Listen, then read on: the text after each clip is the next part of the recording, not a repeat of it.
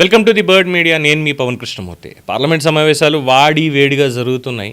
ముఖ్యంగా రాహుల్ గాంధీ నిన్నటి నుంచి చేస్తున్నటువంటి వ్యాఖ్యలు మాజీ chief defence staff, chief of army staff mister general Naravane ఇంకా పూర్తిగా అది ప్రింట్ అవ్వలేదు. పుస్తకం సమీక్షకి మాత్రమే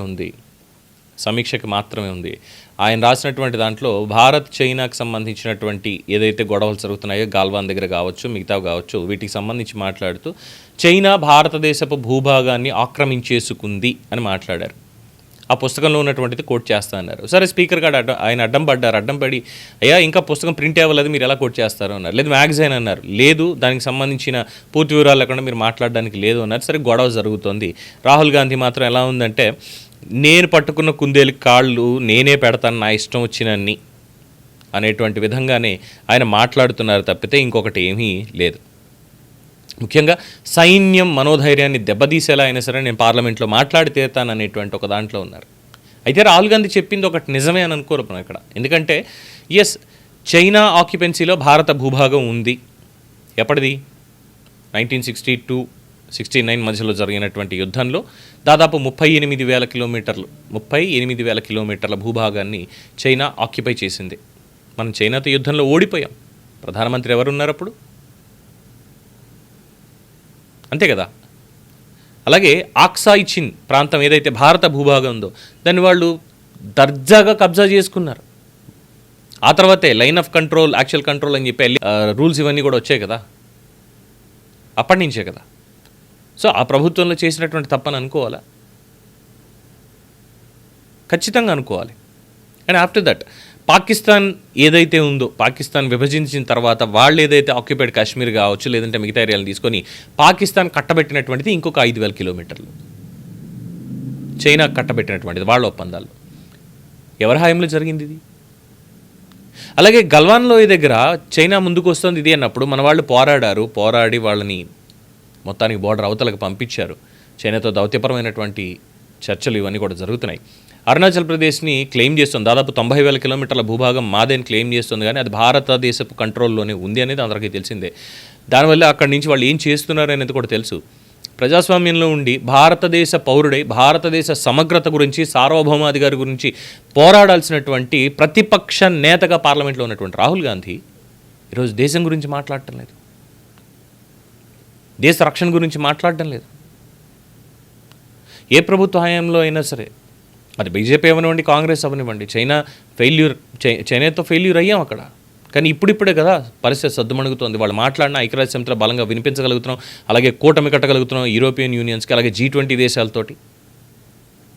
ఇది ఎందుకు రాహుల్ గాంధీకి అర్థం కావడం లేదు. ఒక మాజీ సైన్యాధిపతి ఆయన చాలా స్పష్టంగా చెప్పారు, నేను అటువంటి మాటలు ఎప్పుడు మాట్లాడలేదు. ఆయన చేసినటువంటి వ్యాఖ్యల్లో నేను ఏమీ చెప్పలేదు, ఇంకా ధృవీకరించలేదు, పుస్తకం పూర్తిగా ప్రింట్ అవ్వలేదు, సమీక్షకు మాత్రమే పంపించడం జరిగింది. నేను మాట్లాడినటువంటి మాటల్ని ఆయన ఎలా కోట్ చేస్తాడు అంటే, ఇన్ఫ్యాక్ట్ నర్వాణే కూడా స్పందించారు. మరి దేశం మీద దాడి కదా, దేశ సార్వభౌమత్వం మీద దాడి కదా. ఏమనంటే ఇంకేముంది, మాటలు తడబడిపోయే రాజ్నాథ్ సింగ్, నరేంద్ర మోడీ, అమిత్ షా అందరూ నోరు మూసేసుకున్నారు అంటే కాంగ్రెస్ పార్టీ ప్రచారం చేస్తుందంటే డెఫినెట్గా ఇది Congress party mistake. Again and again వాళ్ళు అదే మిస్టేక్ చేస్తున్నారు. మరి కేవలం చైనా గురించి ఎందుకు మాట్లాడారు? బంగ్లాదేశ్ నుంచి, మయన్మార్ నుంచి వస్తున్నటువంటి రోహింగ్యాల గురించి ఎందుకు మాట్లాడడం లేదు?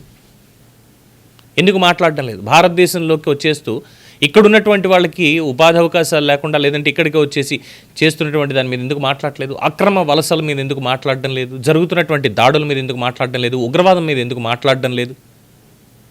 వీటికి సమాధానం ఉందా మరి రాహుల్ గాంధీ గారి దగ్గర? నో, డెఫినెట్గా లేదు.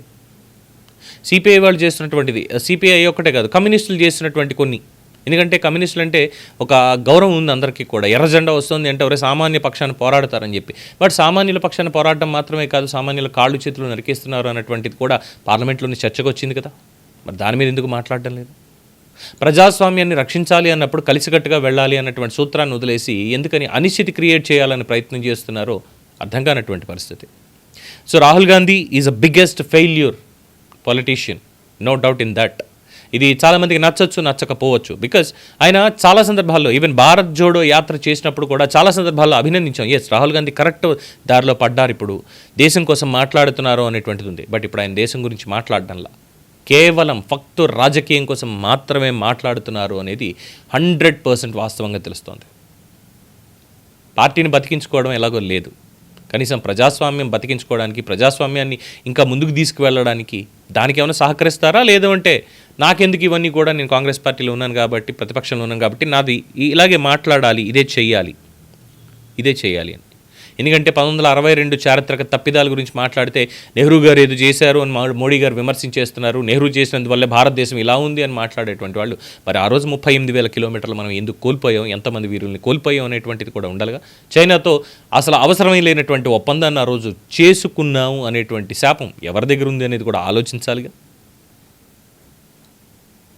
Rest is public opinion.